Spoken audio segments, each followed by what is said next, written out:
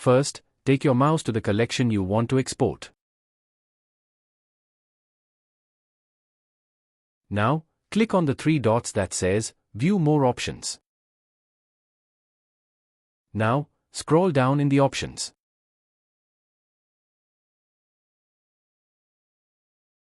Here, click on Export.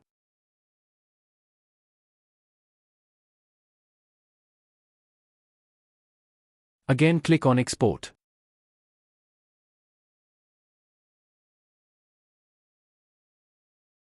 Click on Save.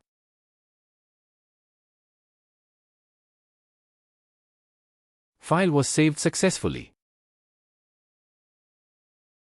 To verify, go to the Downloads folder.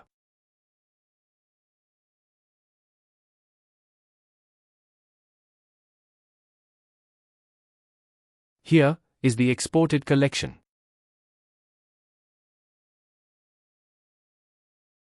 Thank you for watching.